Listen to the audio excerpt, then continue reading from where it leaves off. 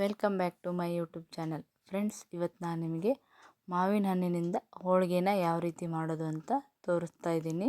ತುಂಬ ಸಿಂಪಲ್ಲಾಗಿ ಮಾಡ್ಕೋಬೋದು. ನಾವು ಎಲ್ಲ ರೀತಿ ಹೋಳಿಗೆನೂ ಮಾಡಿ ತಿಂತಾ ಇರ್ತೀವಿ. ಹೀಗೆ ಒಂದು ಮಾವಿನ ಹಣ್ಣಿಂದು ಕೂಡ ಒಂದು ಹೋಳಿಗೆ ಮಾಡೋಣ ಅಂತ ಮಾಡಿದ್ವಿ. ತುಂಬ ಚೆನ್ನಾಗಿತ್ತು. ಬನ್ನಿ ಈಗ ಅದನ್ನು ಯಾವ ರೀತಿ ಮಾಡೋದು ಅಂತ ನೋಡೋಣ. ನಾನಿಲ್ಲಿ ಒಂದು 5-6 ಮಾವಿನ ಹಣ್ಣು ತಗೊಂಡ್ಬಿಟ್ಟು ಅದರದ್ದು ಸಿಪ್ಪೆನೆಲ್ಲ ತೆಗೆದು ಈ ಥರ ಕಾಯಿ ತುರಿಯೋದು, ಕೊಬ್ಬರಿ ತುರಿಯುವಂಥ ಮನೆ ಇರುತ್ತಲ್ಲ, ಅದರಿಂದ ನಾನಿಲ್ಲಿ ಅದನ್ನು ತುರಿದ್ಬಿಟ್ಟು ಅದರಲ್ಲಿರುವಂಥ ರಸನೆಲ್ಲ ತೆಗಿತಾ ಇದ್ದೀನಿ. ನೀವು ಬೇಕಾದರೆ ಡೈರೆಕ್ಟ್ ನಾವು ಅದನ್ನು ಪ್ರೆಸ್ ಮಾಡಿ ತೆಗೆದುಬಿಟ್ಟು ಕೂಡ ಮಾಡ್ಕೋಬೋದು. ನಾನಿಲ್ಲಿ ಈ ರೀತಿ ತುರಿದು ಅದರಲ್ಲಿರುವಂಥ ಎಲ್ಲನೂ ಮಾವಿನ ಹಣ್ಣಿಂದು ರಸನೆಲ್ಲ ತೆಗೆದು ಇಟ್ಕೊಂಡಿದ್ದೀನಿ.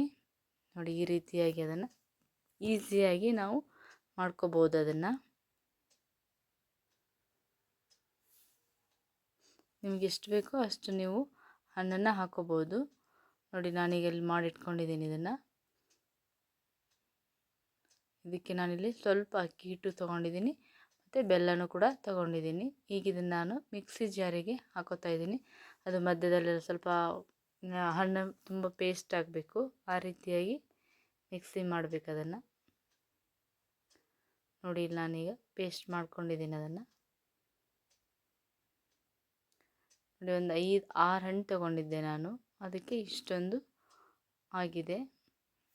ತುಂಬ ಸಿಹಿಯಾಗಿದೆ ಇದು ಹಣ್ಣು, ಹಾಗಾಗಿ ನಾನಿಲ್ಲಿ ಸ್ವಲ್ಪ ಬೆಲ್ಲ ಹಾಕ್ತಾಯಿದ್ದೀನಿ.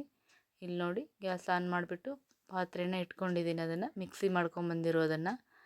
ಈಗ ಇದಕ್ಕೆ ನಮಗೆ ಎಷ್ಟು ಬೇಕೋ ಸ್ವೀಟು ಅಷ್ಟು ಬೆಲ್ಲ ಹಾಕ್ತಾಯಿದ್ದೀನಿ.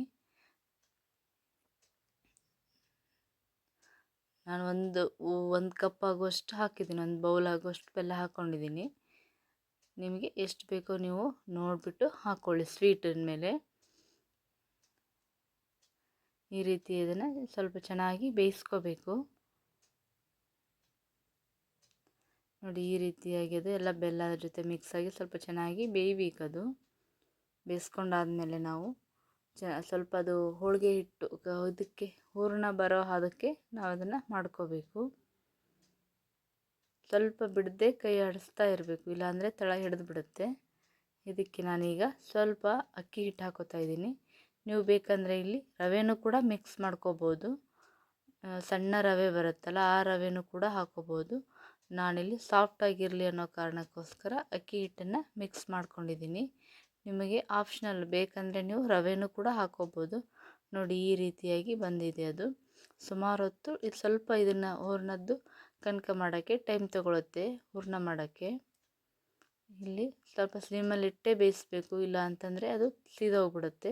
ನೋಡಿ, ಈ ರೀತಿಯಾಗಿ ಬಂದಿದೆ. ಈಗಿದು ಬಿಸಿ ಇದೆ, ಹಾಗಾಗಿ ಸ್ವಲ್ಪ ಈ ರೀತಿ ಬರುತ್ತೆ. ನಮಗೆ ಉಂಡೆ ಇದಕ್ಕೆ ಬಂದರೆ ಸಾಕು. ಇನ್ನೂ ಬೇಕು ಸ್ವಲ್ಪ ಅಂದರೆ ಇನ್ನೊಂಚೂರು ನೀವು ಒಲೆ ಮೇಲಿಟ್ಟು ಬಿಸಿ ಮಾಡ್ಕೋಬೋದು. ನನಗೆ ಇಷ್ಟೇ ಸಾಕು ಅಂತ ನಾನಿಲ್ಲಿ ಎತ್ತಿಟ್ಕೊಂಡಿದ್ದೀನಿ. ಈಗ ನಾನು ಹೋಳಿಗೆ ಹಿಟ್ಟನ್ನು ರೆಡಿ ಮಾಡ್ಕೊಂಡಿದ್ದೀನಿ. ನಾನಿಲ್ಲಿ ಹೋಳಿಗೆ ಹಿಟ್ಟನ್ನು ಚಪಾತಿ ಹಿಟ್ಟಿನಲ್ಲೇ ಮಾಡೋದು. ನೋಡಿ, ಈ ರೀತಿಯಾಗಿ ನಾನು ಸ್ವಲ್ಪ ಕನಕನ ಹಿಡಿದ್ಬಿಟ್ಟು ಹೋಳಿಗೆ ಪೇಪರಲ್ಲಿ ನಾನು ಹೋಳಿಗೆ ಹಿಟ್ಟನ್ನು ಮುಂಚೆನೇ 2 ಗಂಟೆ ಮುಂಚೆನೇ ನೆನೆ ಹಾಕಿ ಇಟ್ಟಿದ್ದೆ, ಕಲಿಸ್ಬಿಟ್ಟು ಇಟ್ಟಿದ್ದೆ. ಈಗ ನಾವು ಮುಂಚೆನೇ ಆವಾಗಲೇ ಮಾಡಿದ್ದು ಮಾವಿನ ಹಣ್ಣಿನ ಹೂರಣನ ಇದರೊಳಗಡೆ ಸ್ಟಫ್ ಮಾಡಿ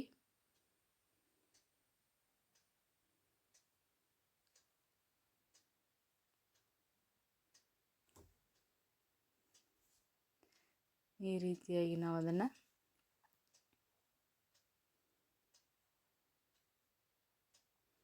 ಮಾಡಿದರೆ ಹೋಳಿಗೆ ಚೆನ್ನಾಗಾಗುತ್ತೆ. ಒಂಥರ ಡಿಫ್ರೆಂಟಾಗಿರುತ್ತೆ, ಟೇಸ್ಟ್ ಕೂಡ ಡಿಫ್ರೆಂಟಾಗಿರುತ್ತೆ.